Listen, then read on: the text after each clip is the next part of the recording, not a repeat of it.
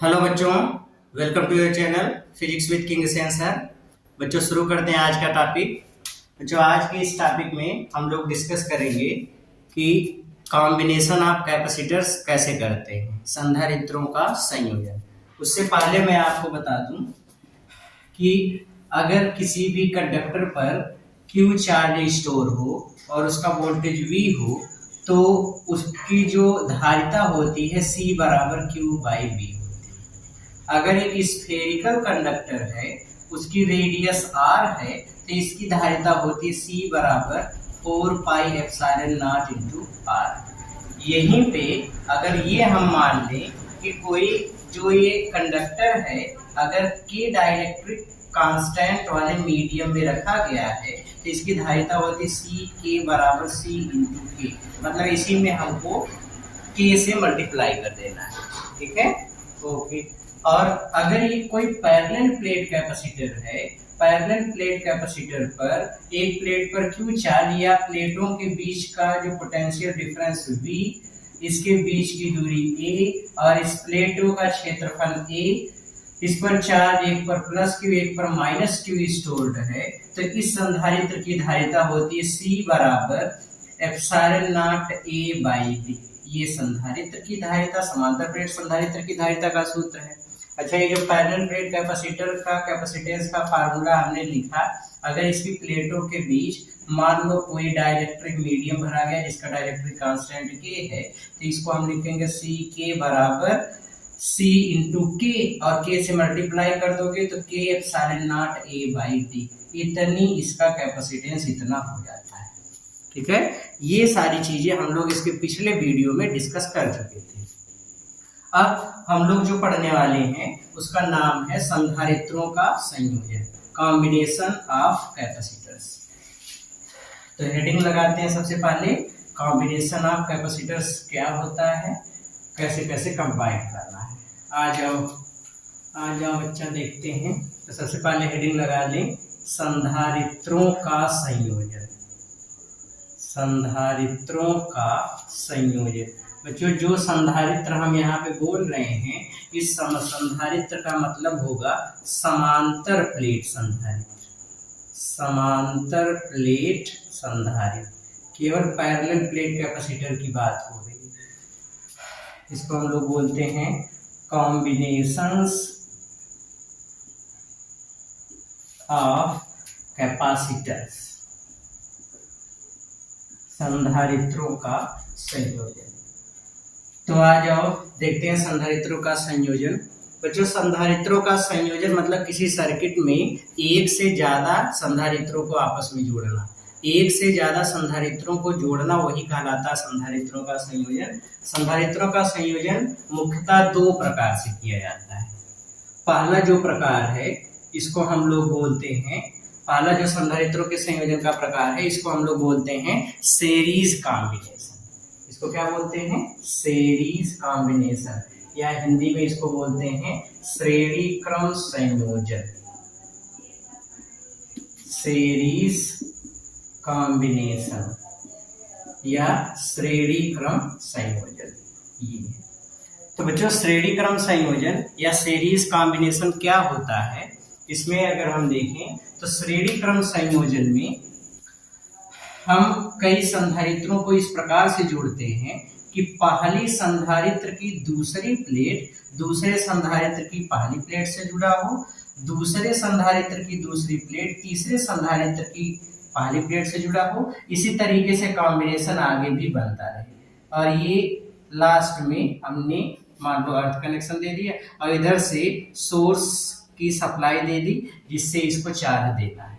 ठीक है, जब हम इसको यहाँ से चार्ज देंगे तो चार्ज देने से ये वाली प्लेट पर खाली चार्ज जाएगा। सपोज चार्ज गया +Q, तो इंडक्शन के कारण इस वाली प्लेट पे एक चार्ज क्रिएट होगा। इधर बाईं तरफ -Q चार्ज, दाईं तरफ +Q चार्ज। प्रेरण के कारण इस अनचार्ज प्लेट पर दो तरीके के चार्ज डेवलप होंगे ड्यू टू पोलराइजेशन। तो इधर होगा -Q, इधर होगा +Q, लेकिन +Q इस +Q वाले को रिपेल करेगा। चूंकि संधारित्र कंडक्टर होते हैं इसलिए वो यहाँ से मूव कर जाएंगे। तो पॉजिटिव चार्ज यहाँ से मूव कर जाएगा, पॉजिटिव चार्ज मूव कर जाएगा तो इसके खाली भीतर वाली प्लेट पे माइनस क्यू चार्ज बचेगा, और पॉजिटिव चार्ज मूव करके इधर चला आया, पॉजिटिव चार्ज इधर चला आया तो ये इंडक्शन करेगा, यहाँ से नेगेटिव चार्ज इधर आ जाएगा, पॉजिटिव इधर आएगा तो पॉजिटिव पॉजिटिव से रिपेल होगा, यहाँ चला जाएगा। तो इस तरीके से सब पे चार्ज डेवलप होते चले जाएंगे, plus Q minus Q plus Q minus Q plus Q minus Q, ऐसे चार्ज आगे की तरफ बढ़ते चले जाएंगे। ओके, तो जो ये जो प्लस क्यू माइनस क्यू, अब जैसे एक कैपेसिटर पर अगर ये चार्ज ऐसे दिया गया, एक पर प्लस क्यू एक पे माइनस क्यू, इस तरीके से अगर दिया गया है तो इसका अर्थ ये है कि संधारित्र पर टोटल जो चार्ज हम लोग बोलते हैं, संधारित्र पर चार्ज कितना हुआ, क्यू, कितना चार्ज स्टोर हुआ, क्यू। ये बोलने का तरीका, केवल इस वाली प्लेट के चार्ज को देखते हैं। ये तो इंडक्शन के कारण आया, और दूसरी प्लेट इसलिए लगाया गया ताकि इसका वोल्टेज कम हो, इसकी धारिता बढ़े, इसलिए लगाया गया। तो मेन तो चार्ज इस पे स्टोर किया जा रहा है, तो हम लोग इसकी बात करते हैं मेनली, इससे हमको बहुत विशेष मतलब नहीं रहता। तो इस प्लेट की चार्ज को ही कैपेसिटर का चार्ज बोलते हैं, ठीक है। ओके, तो यहाँ पे श्रेणी क्रम संयोजन या फिर सीरीज कॉम्बिनेशन क्या है, जब किसी भी सर्किट में कई कैपेसिटर्स को इस तरीके से ऐड किया जाए कि पहले कैपेसिटर की दूसरी प्लेट दूसरे कैपेसिटर की पहली प्लेट से, दूसरे कैपेसिटर की दूसरी प्लेट तीसरे कैपेसिटर की पहली प्लेट से, इस प्रकार से कॉम्बिनेशन हो, तो इस प्रकार का कॉम्बिनेशन श्रेणी क्रम संयोजन या सीरीज कॉम्बिनेशन कहलाता है। मान लें यहाँ पे 3 कैपेसिटर्स लिए गए हैं जिनके कैपेसिटेंस या इनकी धारिताएं क्रमशः C1, इसकी C2, इसकी C3, ये तीनों श्रेणी क्रम में जुड़े हुए हैं। पहले वाले संधारित्र की प्लेट के बीच का विभवांतर V1 है, दूसरे की प्लेटों के बीच का विभवांतर V2 और तीसरे के प्लेटों के बीच का पोटेंशियल डिफरेंस है V3। मान लो कि पूरा नेट पोटेंशियल डिफरेंस या पूरे संधारित्र की संयोजन का जो टोटल पोटेंशियल डिफरेंस या नेट विभवांतर है UV, ठीक है। तो जो रूल समझ लो कि जब भी हम सीरीज कॉम्बिनेशन की बात करेंगे तो सीरीज कॉम्बिनेशन में चार्ज, जो चार्ज होगा वो सभी कैपेसिटर्स पे सेम होगा, charge same at all capacitors, सभी संधारित्रों पर आवेश की मात्राएं समान होंगी। दूसरा, पोटेंशियल डिफरेंस या वोल्टेज जिसको बोलते हैं, वोल्टेज सभी संधारित्रों की प्लेटों के बीच का अलग अलग होगा, डिफरेंट होगा, पोटेंशियल डिफरेंस डिफरेंट होगा, और जो चार्ज होगा वो सब पर सेम होगा। यही बस रूल इसमें आपको याद रखना है, ठीक है। ओके, अब कॉम्बिनेशन इस तरीके से बनाते हैं। अगर मैं बोलूं कि इस पर चार्ज Q स्टोर है, इसका पोटेंशियल डिफरेंस V1 है, कैपेसिटेंस C1 है, तो C1 किसके बराबर होगा, या V1 की वैल्यू हम लोग निकाले, प्लेटों के बीच का विभवांतर, तो तीनों के बीच रिलेशन हम फाइंड कर सकते हैं। जैसे रिलेशन अगर फाइंड करने की मैं बात करूं, या इसका इक्विवेलेंट कैपेसिटेंस या जिसको हम लोग बोलते हैं तुल्य धारिता पूछी जाए, तो तुल्य धारिता कैसे निकालेंगे इसको देखो। आइए देखते हैं। यहाँ पे सबसे पहले हम पहले संधारित्र के लिए लेते हैं फॉर कैपेसिटर C1। पहले वाले के लिए अगर हम धारिता देखेंगे तो C1, चूंकि C बराबर फार्मूला हमको पता है बच्चा, C बराबर Q/V होता है, तो V बराबर निकालेंगे तो Q/C। पहले वाले कैपेसिटर के लिए वोल्टेज है V1, तो V1 बराबर चार्ज Q और धारिता C1, ये पहला रिलेशन मिल गया। इसी तरीके से दूसरे वाले कैपेसिटर के लिए क्या होगा, कैपेसिटर C2, इसके लिए वोल्टेज क्या होगा, V2 बराबर, इस पर चार्ज कितना है Q और इसकी धारिता कितनी है C2, ये दूसरे का वोल्टेज हो गया। तीसरे का वोल्टेज निकालेंगे कैपेसिटर C3, इसका अगर पोटेंशियल डिफरेंस निकालेंगे तो V3 बराबर चार्ज कितना है Q और धारिता कितनी है C3, ये तीसरे का हो गया। इस तरीके से सबके प्लेटों के बीच का विभवांतर मिल गया। अच्छा, विभवांतर मिल गया तो अब हम लोग नेट पोटेंशियल डिफरेंस निकाल सकते हैं। इसकी प्लेट का बीच का विभवांतर V1, इसका V2, इसका V3, तो तीनों के प्लेटों के बीच का जो कुल विभव है, टोटल या net potential difference, net potential difference, अगर कुल विभवांतर हम निकालते हैं तो net potential difference suppose V है, V किसके बराबर होगा, ये स्केलर क्वांटिटी है तो सबको ऐड कर दो, ये हो गया। V1, V2, V3 सबकी वैल्यू पुट अप कर लो, V1, V2, V3 सबकी वैल्यू लिखोगे तो V बराबर V1 किसके बराबर, Q by C1, V2 Q by C2 और V3 Q बाई C3। अब मान लो इन सबको जोड़ने के बाद एक इक्विवेलेंट कैपेसिटर हमने बना लिया, ये एक इक्विवेलेंट कैपेसिटर हो गया। इस इक्विवेलेंट कैपेसिटर का कैपेसिटेंस या धारिता है C, इस पर चार्ज स्टोर है Q और इसकी प्लेटों के बीच का जो नेट पोटेंशियल डिफरेंस है ये है V। तो C सीरीज कॉम्बिनेशन के लिए हम CS पाते हैं, तो CS अगर इसकी कुल धारिता है तो CS किसके बराबर होगा बच्चा, तो C बराबर होता है Q बाई V, तो यहाँ पर CS बराबर Q बाई V, ये हो गया।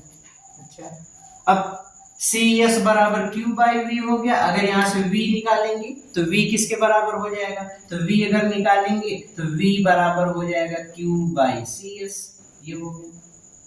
कोई डाउट है, नो, ओके। तो V बराबर Q बाई CS हो गया। अब अगर V बराबर Q बाई CS हो गया तो वही वैल्यू यहाँ पे रख दो, यहाँ पे वैल्यू पुटअप करोगे तो कितना होगा, इसको नोट कर लिया सब लोग, गुड। मिटा दे, ओके सर, मिटा दीजिए, इसको मिटा देते हैं ताकि खूब जगह रहे, तभी तो अच्छा हम लोग लगा पाएंगे। चलो यहाँ पे वैल्यू पुटअप करो, V के स्थान पे इक्विवेलेंट कैपेसिटेंस के टर्म में वोल्टेज को लिख लो, तो V बराबर Q बाई CS बराबर Q by C1 plus Q by C2 plus Q by C3, ये हो गया। अब यहाँ पे ऊपर में Q कॉमन है, Q कॉमन कर लोगे तो Q कॉमन कर लोगे 1 by C1 plus 1 by C2 plus 1 by C3, Q से Q मर गया, 1 by CS equals 1 by C1 plus 1 by C2 plus 1 by C3। ये श्रेणी क्रम संयोजन में तुल्य धारिता का सूत्र है। तो बच्चों अगर हम कई संधारित्रों को परस्पर श्रेणी क्रम में जोड़ते हैं तो उसके लिए तुल्य धारिता का फार्मूला इस फार्मूले से निकाला जाता है। जैसे मान लो 3 संधारित्र जिनकी धारिताएं C1, C2, C3 थी, उनको श्रेणी क्रम में जोड़ा गया तो उसकी तुल्य धारिता कितनी हो गई, 1/CS बराबर 1/C1 plus 1/C2 plus 1/C3। ऐसे ही मान लो अगर n संधारित्र जोड़े गए हों, यदि n संधारित्र श्रेणी क्रम में जुड़े हों, श्रेणी क्रम में जुड़े हों तो क्या होगा, n संधारित्र अगर श्रेणी क्रम में जुड़े हैं तो इसकी तुल्य धारिता 1/CS बराबर 1/C1 plus 1/C2 plus 1/C3 plus 1/C4, ऐसे ही ऐड करते जाओ 1/CN। तो ये फार्मूला होता है श्रेणी क्रम संयोजन का। अगर 2 संधारित्र हैं, खाली 2 संधारित्र, अगर खाली 2 संधारित्र हैं जो परस्पर श्रेणी क्रम में जुड़े हैं, जैसे ये 2 संधारित्र हैं C1, C2, ये 2 संधारित्र अगर श्रेणी क्रम में जुड़े हैं तो इसकी जो तुल्य धारिता होगी उसका फार्मूला CS बराबर C1 C2 बटे C1 प्लस C2। इसको याद कर लेंगे, ये बार बार हम लोगों को यूज में मिलेगा और ये चीज बहुत इंपॉर्टेंट है। बहुत छोटी सी कैलकुलेशन है, मिली इसी फार्मूले से, बट उसको सॉल्व करके लिखा गया है ताकि हम फटाक से कैलकुलेशन करके झटाक से आंसर लिख दें, इसलिए ये चीज यहाँ पे दी गई है। ठीक है, तो बच्चों अगर 2 संधारित्र C1, C2 श्रेणी क्रम में जुड़े होंगे तो इसकी तुल्य धारिता CS बराबर C1 C2 बटे C1 प्लस C2। n जुड़े होंगे तो ये फार्मूला, 3 थे जुड़े होंगे तो ये फार्मूला, 4 थे जुड़े होंगे तो 4 तक लिखेंगे, ऐसे अलग अलग फार्मूले लिखेंगे। ठीक है, तो ये होता है संधारित्रों का श्रेणी क्रम संयोजन। क्लियर हो गया। तो संधारित्रों के श्रेणी क्रम संयोजन में हमने क्या क्या सीखा, संधारित्रों के श्रेणी क्रम संयोजन में जो पहला फार्मूला है कि पहला जो रूल है कि श्रेणी क्रम संयोजन में प्लेटों के बीच का विभवांतर सबके अलग अलग होगा। दूसरा चीज ये है कि संधारित्र की प्रत्येक प्लेट पर या संधारित्र की प्लेटों पर जो आवेश की मात्रा संचित होगी सब में एक समान होगी। तो आवेश सबका एक समान होगा और वोल्टेज सबका अलग अलग होगा। ठीक है, ओके। अब आ जाते हैं, देखते हैं समांतर क्रम संयोजन कैसे करते हैं।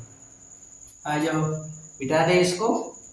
ओके, मस्त लिखा जा रहा है आज। ठीक है, तो बच्चों नेक्स्ट हेडिंग जो दूसरे प्रकार का कॉम्बिनेशन है जिसको हम लोग बोलते हैं समांतर क्रम संयोजन, उसको देख लेते हैं। What is parallel combination. तो पैरेलल कॉम्बिनेशन देख लेते हैं क्या होता है। आ जाओ, तो बच्चों सबसे पहले हेडिंग लगाते हैं समांतर क्रम संयोजन। समांतर क्रम संयोजन, इसको हम लोग बोलते हैं पैरेलल कॉम्बिनेशन। पैरेलल कॉम्बिनेशन या समांतर क्रम संयोजन। अच्छा, पैरेलल कॉम्बिनेशन या फिर समांतर क्रम संयोजन क्या होता है? इसमें बच्चों कई संधारित्रों को इस प्रकार से जोड़ते हैं जिसमें सभी संधारित्र की पहली प्लेट, मान लो 3 कैपेसिटर हैं, एक की धारिता है C1, दूसरे की है C2 और तीसरे की धारिता है C3। ऐसे कई कैपेसिटर्स को हम इस प्रकार से जोड़ते हैं कि सबकी पहली प्लेट एक ही बिंदु से जुड़ी हो और सबकी दूसरी प्लेट किसी दूसरे बिंदु से जुड़ी हो, इस तरीके का कॉम्बिनेशन। और यहाँ से हम लोग चार्ज की सप्लाई दे देते हैं और यहाँ पे इसको लोअर वोल्टेज पे कर देते हैं, या इसको इसके क्रॉस से या बैटरी भी लगा सकते हैं। दैट इज पोटेंशियल डिफरेंस हमको क्रिएट करना है, ये है। तो बच्चों समांतर क्रम संयोजन में रूल पहले समझ लेते हैं। इसके लिए रूल ये है, पहला रूल ये है कि समांतर क्रम संयोजन में प्लेटों के बीच का विभवांतर एक समान होता है। ऐसा इसलिए होता है क्योंकि जब भी चार्ज चलेगा तो इलेक्ट्रिक फील्ड में एक बिंदु से दूसरे बिंदु तक जाने में सबका डिस्प्लेसमेंट एक समान होगा। डिस्प्लेसमेंट चार्ज को ट्रेवल करने में अगर एक समान होगा तो सबको एक पॉइंट से दूसरे पॉइंट तक ले जाने में कार्य एक समान होगा, कार्य समान होगा तो वोल्टेज एक समान होगा। ठीक है, तो समांतर क्रम संयोजन में पहला रूल ये है कि सभी प्लेटों के बीच का जो विभवांतर या वोल्टेज या पोटेंशियल डिफरेंस होता है वो सेम होता है और चार्ज जो होता है वो सब पे अलग अलग स्टोर होता है, चार्ज डिफरेंट होता है। ये इसके पहले श्रेणी क्रम संयोजन में हमने देखा था इसका उल्टा था, चार्ज सब पे सेम था, वोल्टेज डिफरेंट था। लेकिन समांतर क्रम संयोजन में या पैरेलल कॉम्बिनेशन में वोल्टेज सबका सेम होता है और चार्ज सबका डिफरेंट होता है। ठीक है, अब यहाँ पे देखो, यहाँ बच्चों मान लो हमने सोर्स से Q चार्ज दिया। जब Q चार्ज यहाँ से आगे जाएगा तो इसको चलने के लिए 3 रास्ते मिलेंगे। कुछ चार्ज इधर चला गया, सपोज Q1, कुछ चार्ज इधर चला गया Q2, कुछ चार्ज इधर चला गया Q3। लेकिन यही वाला चार्ज ही 3 भागों में बट रहा है। मतलब अगर हम तीनों को जोड़ दे तो फिर से किसके बराबर होगा? Q की। तो हम लोग एक रिलेशन लिख सकते हैं कि Q किसके बराबर है? Q1 plus Q2 plus Q3। ये एक रिलेशन हम लोग बना सकते हैं। ठीक है, अब यहाँ पे जब चार्ज आएगा तो इस प्लेट पे Q1 चार्ज आ गया, इंडक्शन के कारण इसके अंदर आ जाएगा माइनस Q1, इधर प्लस Q1, तो प्लस Q1 प्लस Q1 से रिपल होगा, इधर चला जाएगा। उसी तरीके से यहाँ पे माइनस Q2 आ जाएगा और यहाँ पे माइनस Q3 आ जाएगा। मतलब ओवरऑल इस कैपेसिटर पे Q1 चार्ज, इस पर Q2, इस पे Q3 चार्ज आ जाएगा। पोटेंशियल डिफरेंस या वोल्टेज की बात करें तो वोल्टेज तीनों पे एक समान होगा क्योंकि वोल्टेज सेम होता है। इसके प्लेटों के बीच का विभवांतर V मान लो तो इसका भी V होगा, इसका भी V होगा। चार्ज सब में अलग अलग है तो चार्ज कितना कितना जाएगा, अगर वोल्टेज और धारिता हमको पता है तो चार्ज निकाल सकते हैं। तो यहाँ पे चार्ज निकाल लेते हैं। पहले यहीं पे देखो, पहले कैपेसिटर C1 की बात करें तो कैपेसिटर C1 के लिए क्या होगा? आप रिलेशन बताओ, चूंकि V बराबर Q बाई C होता है या Q बराबर, अब यहीं से देखो C बराबर Q बाई V, तो Q बराबर C इंटू वी, ये या V बराबर Q बाई C, हमको चार्ज निकालना है तो Q बराबर CV वाला फार्मूला अप्लाई कर दो। तो फार्मूला अप्लाई करोगे तो क्या लिखोगे, C1 के लिए इक्वेशन बोलो क्या होगा, धारिता C1 voltage V charge Q1, तो Q बराबर C इंटू वी होता है, तो Q1 बराबर C1 इंटू वी, Q1 बराबर C1 इंटू वी, Q1 बराबर C1 इंटू क्या मिल गया इक्वेशन, तो C1 बराबर Q1 बराबर C इंटू वी, और C1 है, पाले की धारिता C1 है तो C1 इंटू वी, ये हो गया। दूसरे वाले के लिए लिखोगे तो दूसरे वाले कैपेसिटर के लिए क्या इक्वेशन बनेगा, इक्वेशन बोलो C2 बराबर, या C2 के लिए क्या होगा, चार्ज कितना है Q2, धारिता C2, वोल्टेज V, ये दूसरा बन गया, ये दूसरा, ये तीसरा, क्योंकि पहला यहाँ ऊपर घूर रहा है कि हम तो पहले बन चुके, फिर पहला कहां से आ गया। चलो तीसरे वाले में बोलो, तो यहाँ पे तीसरे वाले कैपेसिटर C3 के लिए क्या होगा इक्वेशन, कितनी गंदी राइटिंग, C3 के लिए क्या होगा इक्वेशन, C3 के लिए लिखोगे तो ये हो जाएगा Q3 बराबर C3 इंटू वी, इक्वेशन 4, ठीक है। तो Q1 Q2 Q3 तीनों का मान मिल गया, यही तीनों मनवा उठा के पटक देते हैं इक्वेशन फर्स्ट में। इक्वेशन फर्स्ट में वैल्यू पुटअप करोगे तो Q बराबर Q1 की value C1V plus C2V plus C3V, सबकी वैल्यू मिल गई। अब देखो इन तीनों को जोड़ करके हम एक इक्विवेलेंट कैपेसिटर बना लेते हैं, ये इक्विवेलेंट कैपेसिटर बन गया। इस तरह हमने चार्ज दिया था Q, इसका जो तुल्य धारिता, तीनों को जोड़ने के बाद जो इसकी धारिता मिली पैरेलल के लिए मान लेते हैं Cp, और इसके प्लेटों के बीच का विभवांतर भी।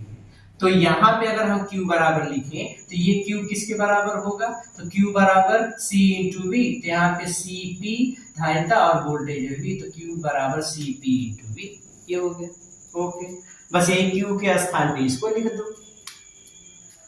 Q के स्थान पे तुल्य धारिता अगर वाला टर्म लिखोगे तो Q बराबर Cp इंटू वी हो गया, बराबर C1V plus C2V plus C3V, common कर लो, V कॉमन मिल गया, C1 plus C2 plus C3, इधर है Cp इंटू V से V मर गया, तो Cp बराबर C1 plus C2 plus C3, ये इसका रिलेशन है। तो बच्चों समांतर क्रम संयोजन में तुल्य धारिता का फार्मूला क्या होता है, Cp बराबर C1 plus C2 plus C3। ऐसे ही मान लो अगर n संधारित्र जुड़े हुए हैं, अगर ऐसे ही यदि n संधारित्र जुड़े हों, समांतर क्रम में जुड़े हों, तो उनकी तुल्य धारिता कितनी होगी, Cp बराबर C1 plus C2 plus C3 plus C4, ऐसे डाट डाट डाट पूरा जोड़ते चले जाओ Cn तक। कहां तक जोड़ते चले जाना है, यह तक। जितने संधारित्र होंगे उसको ऐसे सीधे सीधे जोड़ते चले जाएंगे। कोई डाउट है, नोट कर लो। रूल इंपॉर्टेंट चीज है। श्रेणी क्रम संयोजन में हमने क्या रूल देखा, तो श्रेणी क्रम संयोजन में चार्ज सब पर एक समान, वोल्टेज सबका अलग अलग। पैरेलल वाले में या समांतर में चार्ज सबका अलग अलग, वोल्टेज सबका एक समान। क्लियर हो गया, बहुत जल्दी से नोट करिए। फिर आते हैं 2-3 खूबसूरत सा सवाल, और बहुत बड़ी सीरीज अब इस पे चलने वाली है। इसमें हम लोग कॉम्बिनेशन में बहुत तरीके से कॉम्बिनेशन पढ़ने वाले हैं, तो उसको याद रखोगे। कौन कौन से टाइप हम बता रहे हैं उनको कैलकुलेट करने का तरीका अभी हम लोग शुरू करने वाले हैं। इसके बाद एग्जाम्पल में टाइप फर्स्ट एकदम इजी से चलेंगे, एकदम हार्ड की तरफ चले जाएंगे, जिसमें हम लोग नीट जेईई बोर्ड ऐसे भी क्वेश्चन को अटेम्प्ट करेंगे। ठीक है, नोट कर लिया, जल्दी जल्दी नोट करो। ओके, मिटा दें, गुड।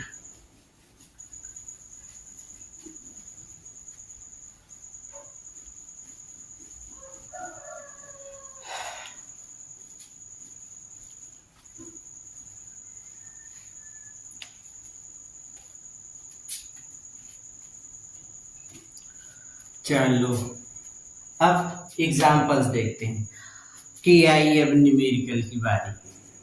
ठीक है, अभी तक न्यूमेरिकल की बारी नहीं थी, वो तो है ठेगाना ने आंटी नंबर वाला, वैसे आई अब न्यूमेरिकल की बारी। तो अब आते हैं एग्जाम्पल पे। पहला क्वेश्चन लेते हैं बच्चों, पहले फिगर वाले पे क्वेश्चन बेस्ड देखो। मान लो यहाँ पे हमको कैपेसिटर ऐसे दिए गए हैं, 3 कैपेसिटर, और यहाँ पे ये इस तरीके से 2 थे। ये वाला पॉइंट ए है, ये वाला पॉइंट है बी। इसकी धारिता, सबकी धारिता सी है। आपसे कहा दिया गया find equivalent capacitance between A and B. A और बी के बीच तुल्य धारिता कितनी होगी, ये आपको फाइंड आउट करना है। तो कैसे तुल्य धारिता निकालेंगे, एकदम से सरल है, बोले तो बहुते छलल है। देखो ये तीनों संधारित्र आपस में श्रेणी क्रम में है, तो ये तीनों श्रेणी क्रम में है, तो इसकी तुल्य धारिता निकाल लो। तो इसकी तुल्य धारिता कितनी होगी, फार्मूला लगा दो। तो 1/CS बराबर 1/C1 C2 C3 तीनों C के बराबर है, तो 1/C plus 1/C plus 1/C कर दो बराबर 3/C, और ये पलटेगा तो ये भी पलट जाएगा, मतलब C इक्विवेलेंट किसके बराबर हो गया, C/3। कितना हो गया, C/3। अरे बच्चा 1/CS बराबर 1/C1 plus 1/C2 plus 1/C3 होगा। C1 C2 C3 तीनों C के बराबर है, C के बराबर लिख लिया। अब सरल कर दोगे तो एलसीएम लोगे C, ऊपर 3 हो जाएगा। अब CS निकले तो 1/CS, CS निकालोगे तो ये भी पलट जाएगा, और ये पलट जाएगा तो कितना हो जाएगा, पलट जाएगा तो कितना हो जाएगा, तो पलट जाएगा तो C/3 हो जाएगा। तो C/3 यहाँ पे लिख लिया, कितना हो गया, C/3। ओके, तो ये C/3 हो गया। एक दूसरा संधारित्र यहाँ पे जुड़ा है, इन दोनों का अगर इक्विवेलेंट निकालोगे तो दोनों पैरेलल में, और पैरेलल के लिए क्या फार्मूला है, C1 plus C2 plus C3। तो ये है तो C1 बराबर CP बराबर C1 प्लस C2, और दोनों C1 C2 C के बराबर है, तो CP बराबर किसका हो गया, 2C। ये हो गया 2C। अब फिर से ये दोनों किस क्रम में है, श्रेणी क्रम में, तो इसका तुल्य धारिता मान लो C इक्विवेलेंट निकालना, तो 1/C इक्विवेलेंट C मान लो। C इक्विवेलेंट किसके बराबर हो जाएगा, 1/C/3 प्लस 1/2C। ऊपर चला गया तो 3/C प्लस 1/2C। तो ये कितना हो गया, 1/C इक्विवेलेंट बराबर एलसीएम इसका 2C, तो 3 दूनी 6 प्लस 1 बराबर 7/2C, या C इक्विवेलेंट बराबर 2C/7। ये इसका आंसर होगा। ठीक है, ओके, नोट कर लो और जल्दी से देखो सवाल कैसे लगाया गया है। क्लियर हो गया, ओके। अगला क्वेश्चन ले आ जाओ। अगला क्वेश्चन देखते हैं, एग्जाम्पल नंबर 2। अगला एग्जाम्पल देखते हैं, एग्जाम्पल।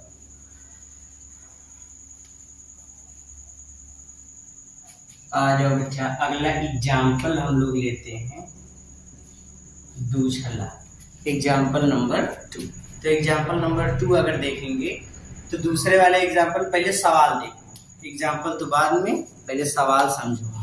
एग्जाम्पल मतलब पहले एग्जाम्पल वाला क्वेश्चन देखो, और क्वेश्चन को पहले खुद से ट्राई करेंगे, फिर उसके बाद लगाएंगे। ठीक है, ओके। यहाँ पे देखो, इस बार आपसे कहा दिया कि एक कोई वर्ग है, एक कैपेसिटर यहाँ पे बनाया गया है, एक कैपेसिटर यहाँ पे बनाया गया है, एक कैपेसिटर यहाँ पे बनाया गया, एक कैपेसिटर यहाँ पे बनाया गया। ये वाला point A B C D, इधर लिखा है C, इधर लिखा है 2C, इधर लिखा है 2C। आपसे कहा दिया गया A व B के बीच find C equivalent between A and B। A और B के बीच आपको तुल्य धारिता ज्ञात करनी है, कितनी होगी। A और B के बीच आपको तुल्य धारिता ज्ञात करनी है, A और B के बीच तुल्य धारिता कितनी होगी। कैसे निकालेंगे, तो उसको निकालने का तरीका पहले देखो, उसका क्या तरीका है। तो तरीका कुछ ये कहता है कि जिन दो पॉइंट के बीच आपको पूछा जाए कि कितना होगा इसका मतलब तुल्य धारिता, उन दोनों पॉइंट्स को सेल या बैटरी से जोड़ो। जैसे A और B के बीच कहा गया, तो A और B के बीच एक सेल या बैटरी जोड़ दिया, बड़ा अच्छा किए, 6 बैटरी जोड़ दिए इधर। ये हो गया एक ठे प्लस वाला टर्मिनल हुआ, एक ठे माइनस वाला टर्मिनल हुआ। मान लो कि इस बैटरी ने हमको Q चार्ज दिया, कितना चार्ज दिया Q। यहाँ पे पहुंचेगा तो बच्चों दो रास्ता इसको मिलेगा। इधर मान लो चार्ज चला गया Q1, तो वो चार्ज यहाँ से यहाँ तक कितना ही जाएगा Q1। यहाँ से जो चार्ज आया ये हो गया Q2, Q2 इसमें भी गया, Q2 इसमें भी गया, और वही Q2 यहाँ तक आया। और ये वाला इधर से आने वाला चार्ज है Q1, Q1 Q2 मिल गए, फिर से इधर कितना चार्ज बनेगा Q। ठीक है। अब देखो यहाँ पे देखो हमने रूल क्या बताया था, अगर चार्ज सब में एक समान है तो मतलब कॉम्बिनेशन कैसा होगा, श्रेणी का। तो इसमें चार्ज यहाँ पे Q2, यहाँ पे Q2, यहाँ पे Q2, तो चार्ज एक समान है, तो मतलब ये तीनों किस क्रम में है, श्रेणी क्रम में। तो तीनों श्रेणी क्रम में है, तो सबसे पहले तीनों का तुल्य निकाल लो। तो यहाँ पे निकालोगे 1/CS बराबर 1/2C plus 1/C plus 1/2C। LCM कितना हो जाएगा 2C, 1 2 1 मतलब 4/2C, 2 दूनी 4, 1/CS, तो मतलब यहाँ से मिल गया CS बराबर C/2। CS किसके बराबर आ गया, C/2। मतलब अब कुछ इस तरीके से फिगर बनेगा, यहाँ की धारिता C है और इसके नीचे एक तुल्य धारिता हमको मिल रही है C/2। ये इधर C और इधर C/2, मतलब इन तीनों का तुल्य C/2 और इधर C।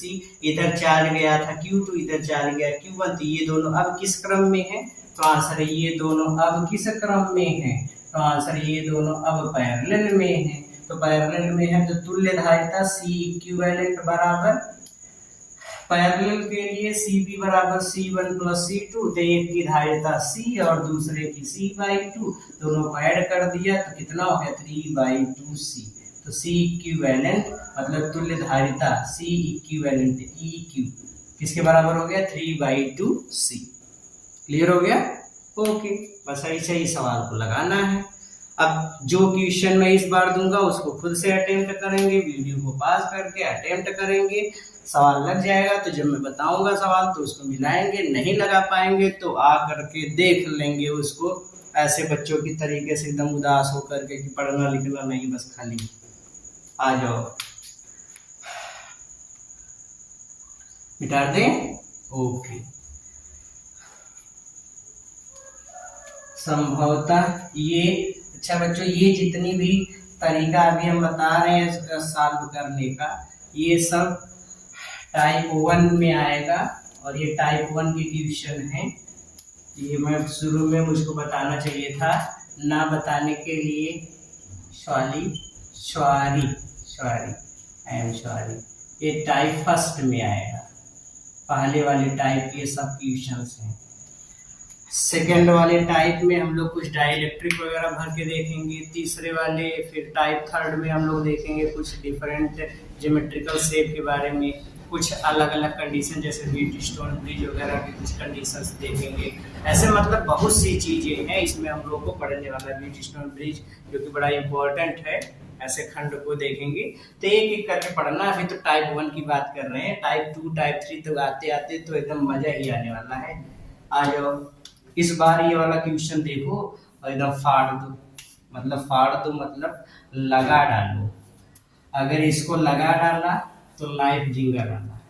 देखो एक कैपेसिटर इधर जुड़ गया है, ये कैपेसिटर है, इसका कैपेसिटेंस है 2C।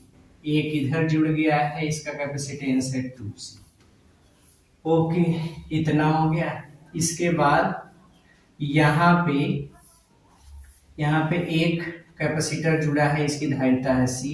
एक यहाँ पे जुड़ा है, इसकी धारिता है C। अब ये यहाँ पे ऐसे जुड़ गए हैं, फिर इसके नीचे वाले भाग यहाँ पे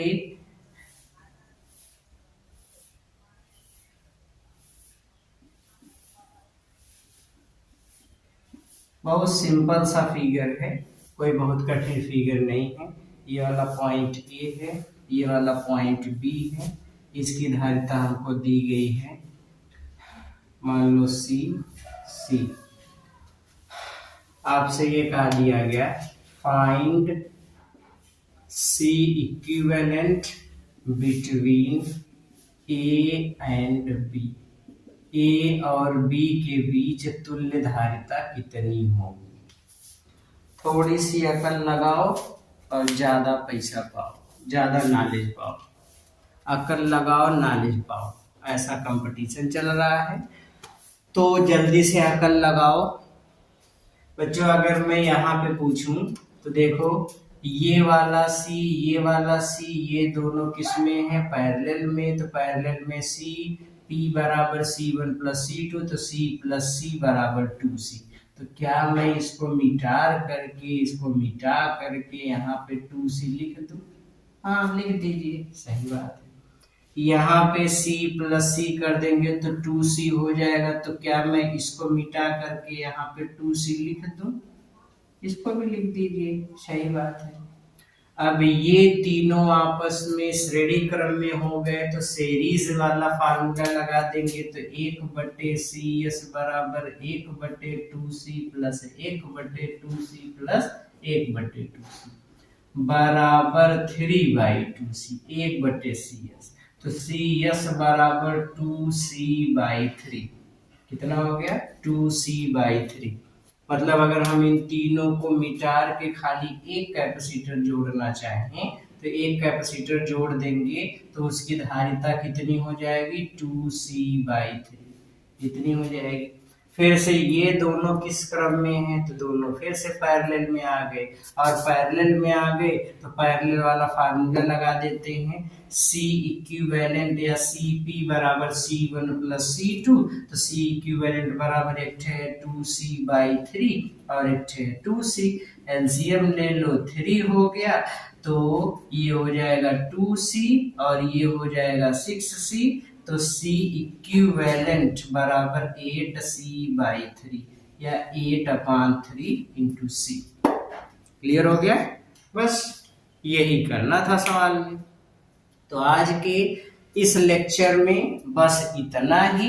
मिलते हैं हम लोग टाइप 2 वाले जो भी क्वेश्चंस होंगे उसको हम लोग देखेंगे नेक्स्ट वीडियो में। इम्पोर्टेंट चीज ये है कि अब यहाँ से जो सीरीज इसकी चलने वाली है बड़ी इंपॉर्टेंट होने वाली है। ये केवल इसी चैप्टर की दृष्टि से नहीं है, आगे हम लोगों को पढ़ना है इलेक्ट्रिकल कंडक्शन, तो जिसमें हम लोग कॉम्बिनेशन ऑफ रजिस्टर पढ़ते हैं। आगे चल करके डिफरेंट सर्किट्स हम लोगों को पढ़ना है। जब हम लोग अल्टरनेटिंग करंट वगैरह पढ़ेंगे वहां पर भी इस टॉपिक का यूज मिलेगा।